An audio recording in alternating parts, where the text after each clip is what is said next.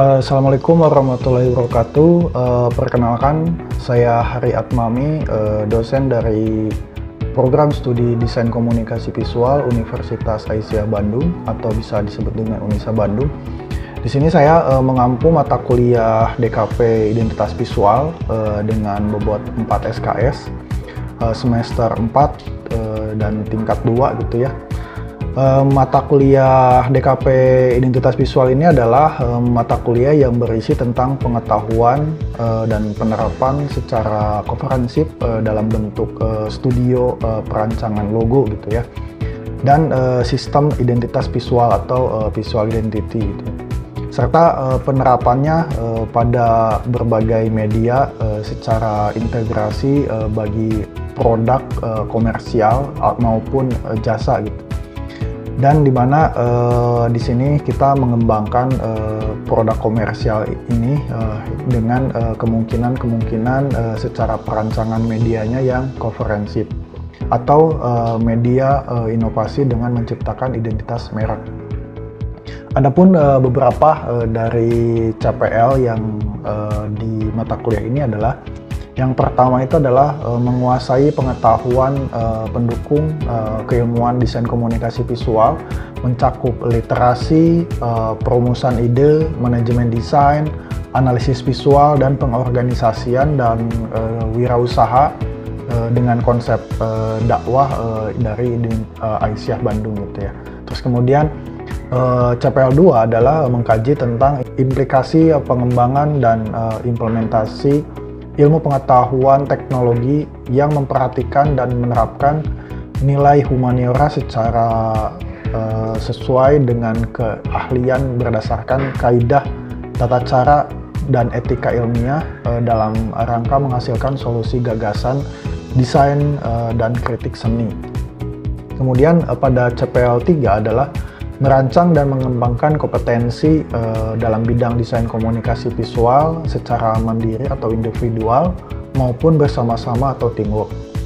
Kemudian CPL yang keempat adalah merancang dengan landasan prinsip desain yang efektif dan komunikatif serta mampu menerapkan metode desain hingga mampu menghasilkan karya desain komunikasi visual yang inovatif, kreatif, estetik, dan dapat dipertanggungjawabkan secara akademik gitu ya.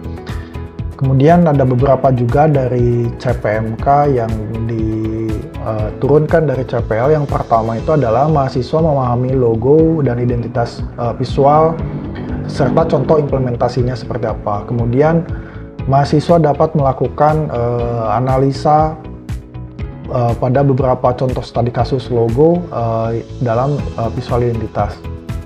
Kemudian yang ketiga adalah mahasiswa mampu merumuskan konsep desain ya untuk menjawab permasalahan kebutuhan dari identitas visual dan sistem grafisnya.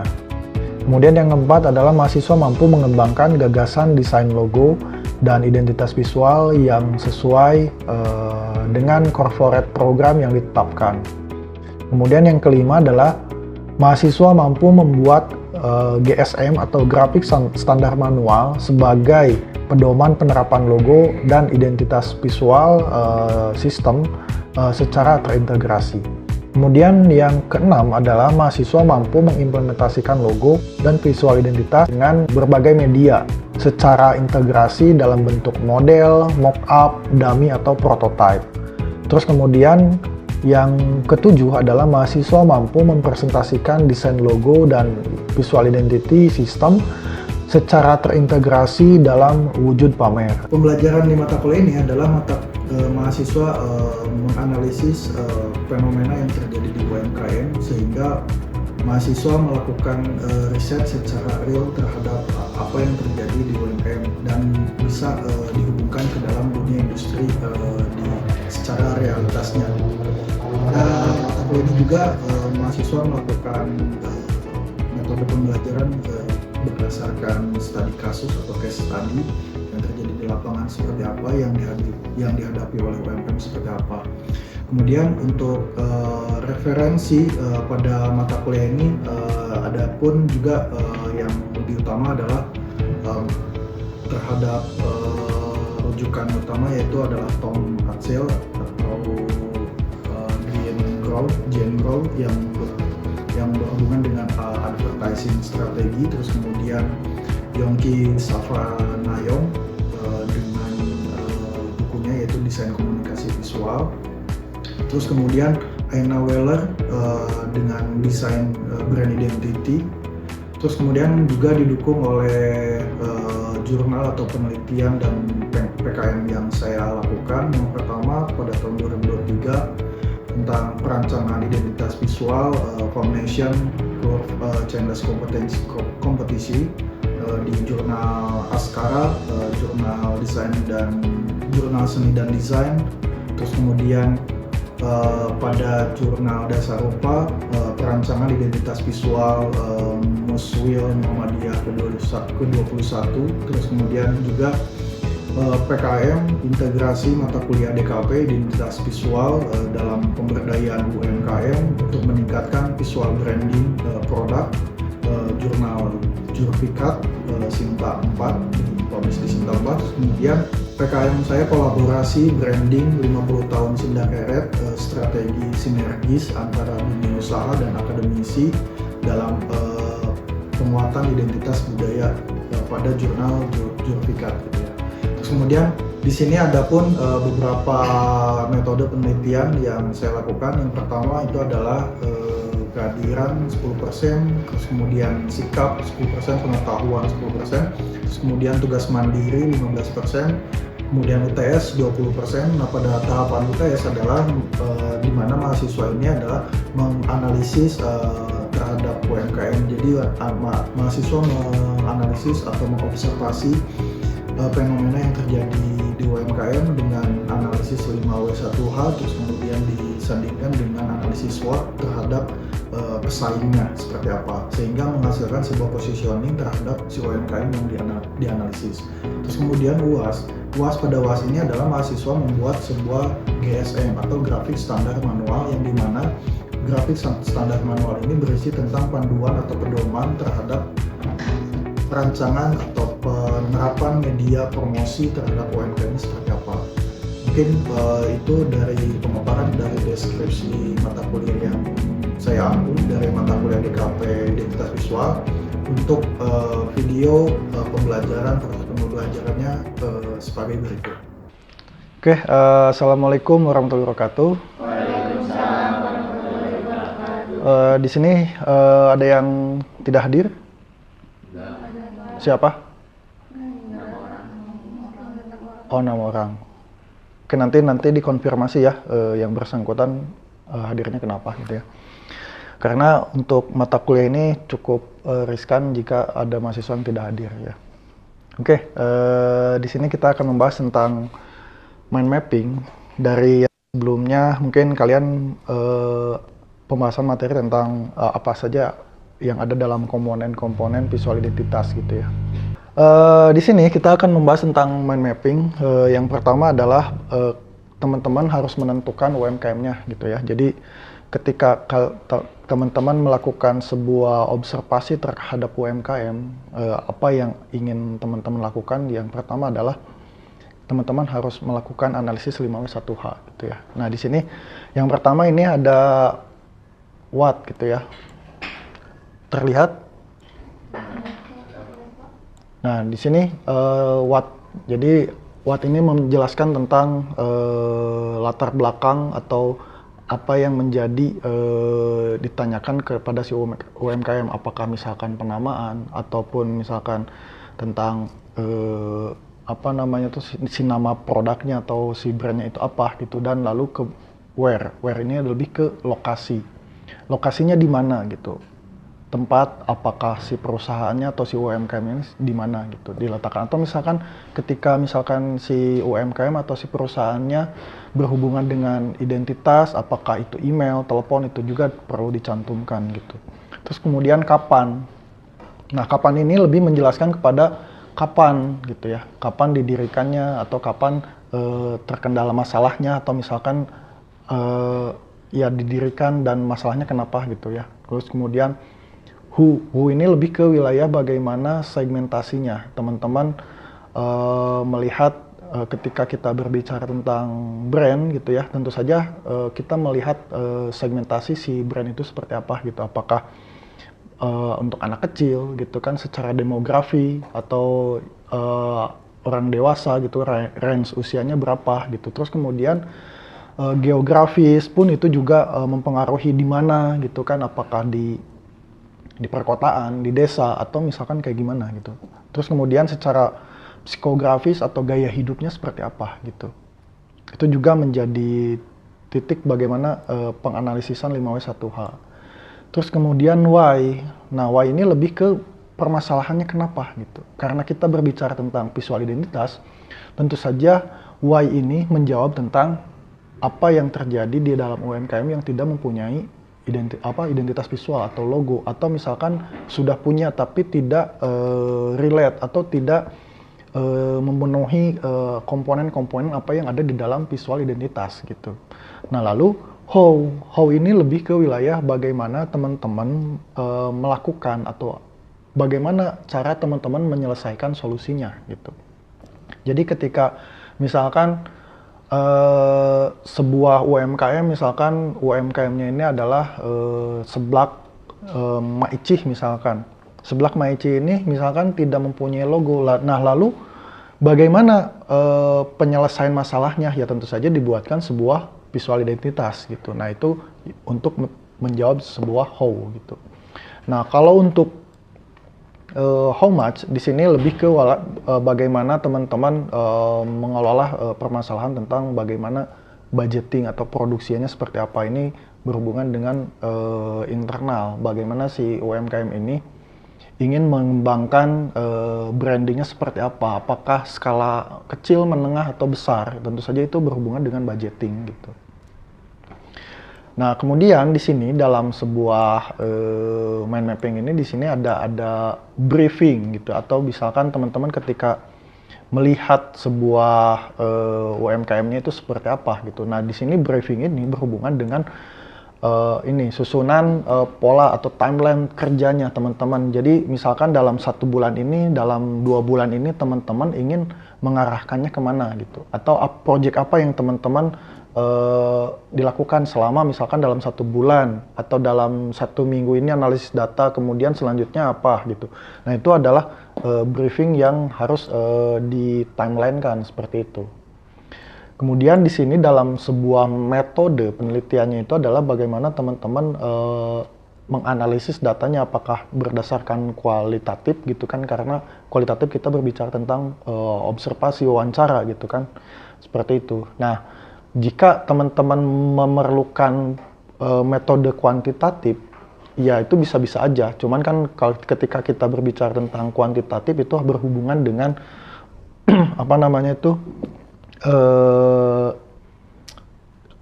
output yang keberhasilannya efektif atau tidak. Biasanya ketika kita berbicara di dalam mind mapping atau metode perancangan, di sini ada proses evaluasi. Nah, biasanya di dalam metode kuantitatif ini, di dalam evaluasi ini, kita berbicara tentang efektivitas. Apakah logo atau branding yang teman-teman lakukan ini efektif atau tidak. Nah, efektifnya ini apakah dalam segi keterbacaannya atau dalam segi keberhasilannya, sehingga si produk ini dikenal atau produk ini dapat dibeli oleh konsumen sehingga menarik daya tarik si konsumen. Nah, itu kan kita berbicara tentang efektivitasnya seperti apa gitu. Nah, lanjut ke wilayah brainstorming gitu. Di sini kita berbicara brainstorming. Nah, di sini ada ada ide gitu ya. Ide. Terus kemudian data. Nah, data ini adalah ketika teman-teman yang tadi diambil itu adalah yang 5W plus 1H gitu ya. Nah, ini data ini adalah 5W yang diambil dari 5W1H. Jadi ketika teman-teman menganalisis 5W1H ini dijadikan sebuah data, ini nantinya akan menghasilkan sebuah konsep. Di sini kita berbicara tentang konsep. Bagaimana teman-teman konsep ini dilahirkan dari perpaduan antara ide dan data. Nah, ide ini adalah bagaimana teman-teman mempunyai gagasan terhadap sebuah brand ini ingin seperti apa gitu. Misalkan tadi di dalam how gitu kan, tadi di dalam how ini gitu misalkan. Ini kan how itu apa tadi? Bagaimana? Lebih ke penyelesaiannya gitu ya, lebih ke solusinya. Nah, solusinya adalah misalkan membuat visual identitas gitu ya. Visual identitas. Nah, visual identitas ini ingin seperti apa? Itu adalah ide. Ingin digimanain. Ya kan? Nah, ketika ingin digimanain si visual identitasnya atau si logonya, lalu teman-teman melihat data. Oh, misalkan tadi produk Maici gitu ya. Misalkan seblak Maici. Saya ingin membuat logo Maici ini seperti emak-emak tapi emak-emak gaul misalkan. Ya kan, berarti kan itu kita berbicara tentang segmentasi data. Kalau misalkan kita berbicara tentang seblak Maici dengan visualisasi emak-emak yang gaul, berarti kan kita bukan ranahnya itu berarti anak-anak muda gitu. Nah, kita melihat data. Di sana itu ada apa? Ada segmentasinya secara demografi, rentang usia berapa gitu anak muda itu, apakah 17 sampai 25 tahun atau 17 sampai 30 tahun gitu. Itu bisa di range rangkai usianya gitu.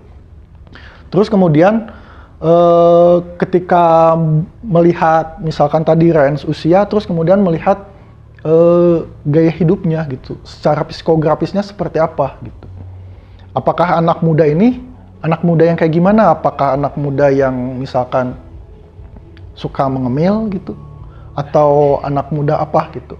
Nah, karena itu juga akan mempengaruhi terhadap konsep gitu.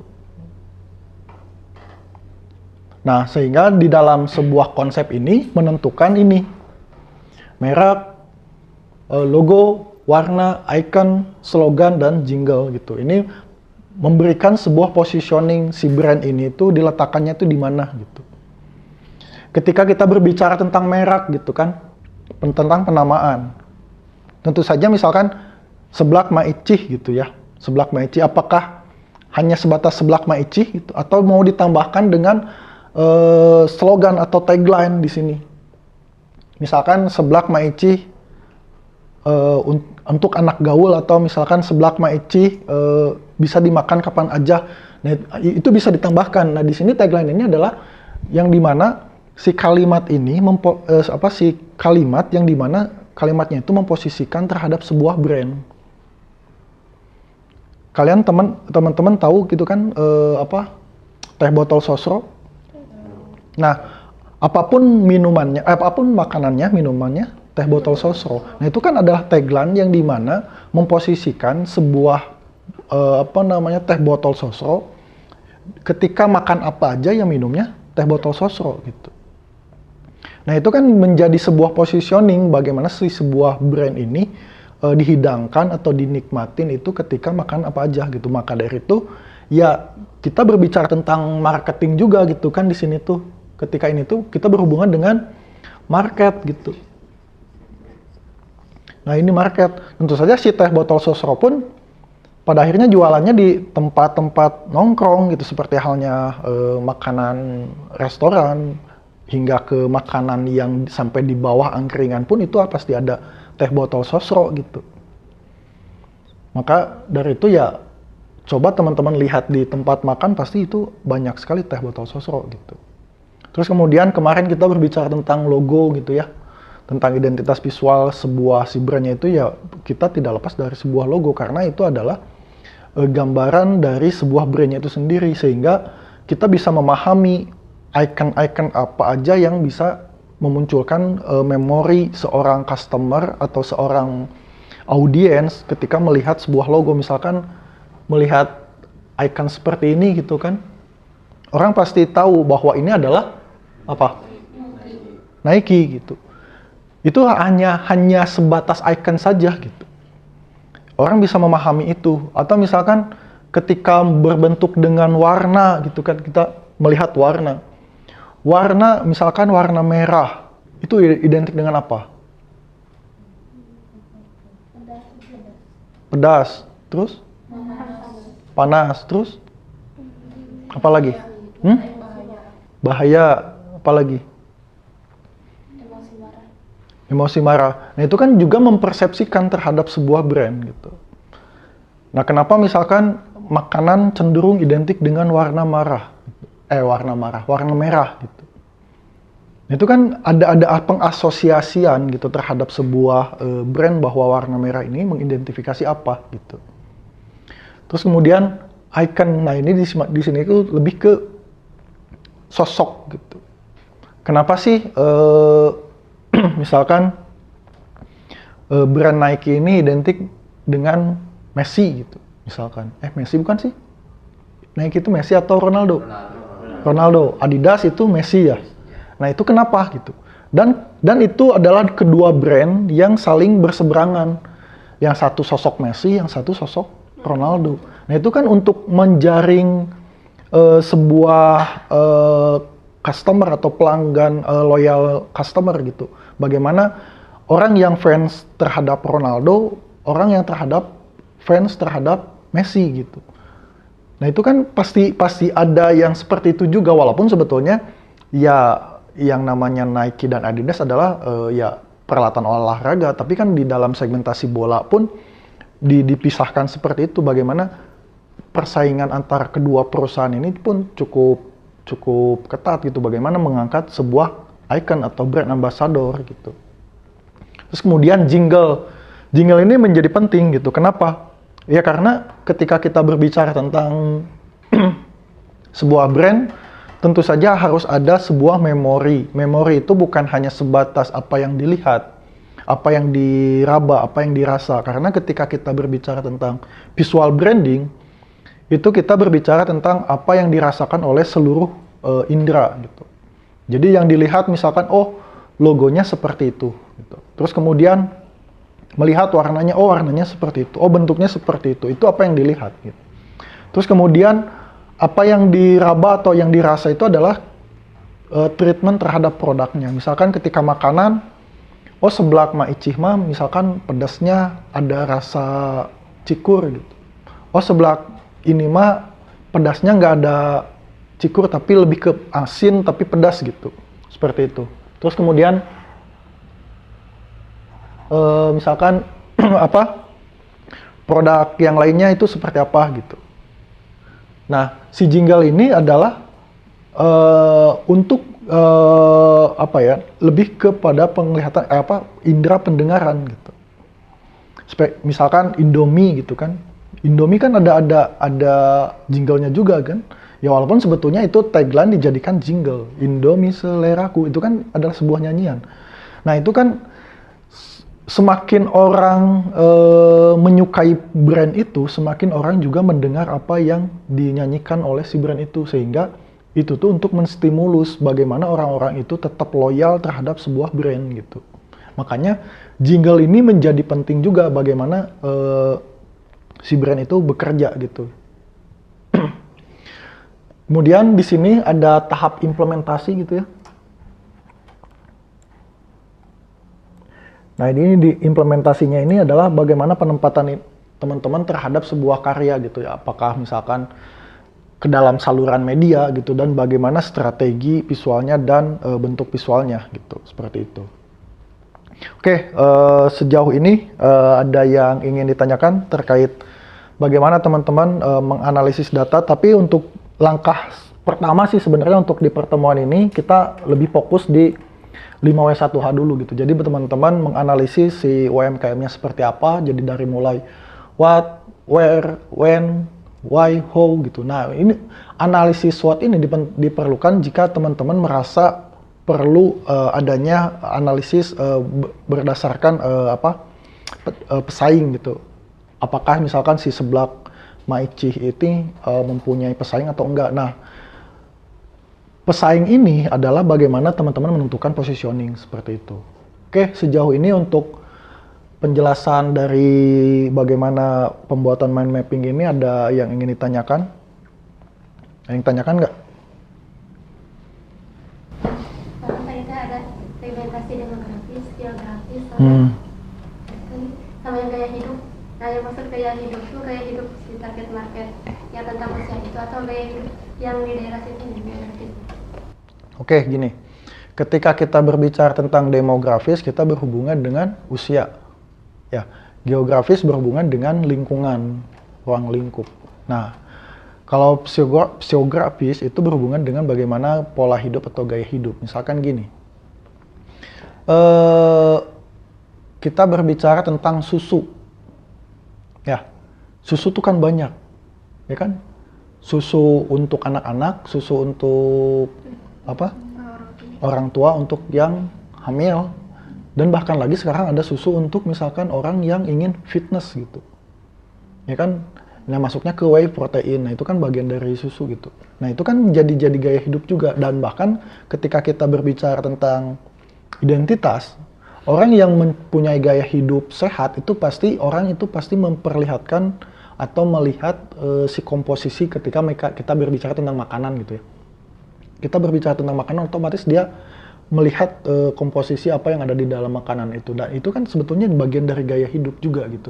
Bagaimana si brand ini merangkul secara psikografis. Dan bahkan kan ketika bicara misalkan seblak, maici gitu, itu kan adalah juga gaya hidup.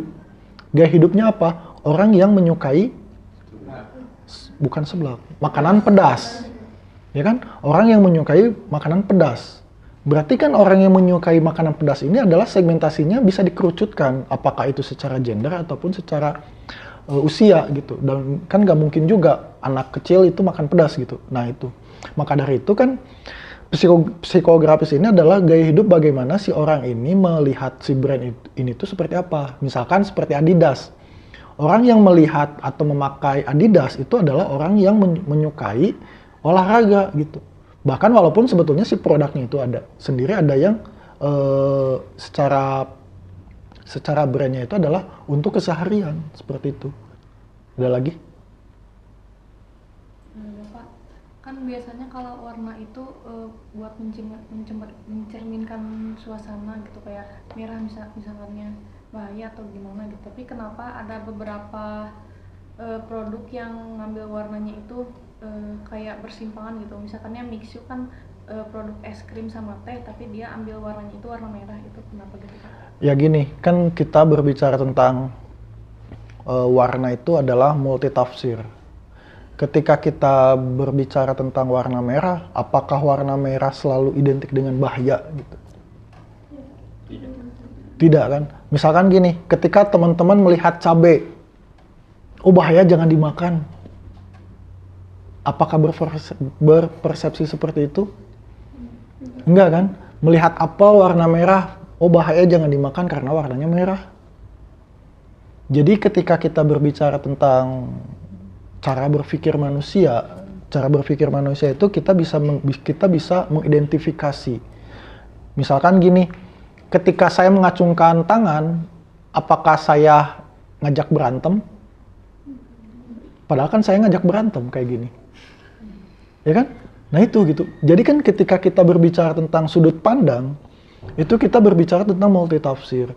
Nah warna merah itu sendiri bukan hanya identik dengan bahaya, bisa aja dengan gairah, bisa aja dengan panas gitu kan, atau bisa aja dengan menstimulus ketertarikan orang melihat warna merah, sehingga mengakibatkan secara psikologis itu lapar. Nah maka dari itu ketika kita melihat sudut pandang berbagai arah gitu ya, dalam apakah itu bentuk atau dalam sebuah visual karena kita di DKP gitu ya, itu kita bisa berbicara tentang multitafsir bagaimana sudut pandangnya gitu. Oke, untuk pertemuan kali ini dicukupkan sekian mungkin ya. Nanti minggu depan kita akan mengumpulkan data dari teman-teman yang menganalisis terhadap UMKM-nya seperti apa. Terima kasih. Wassalamualaikum warahmatullahi wabarakatuh.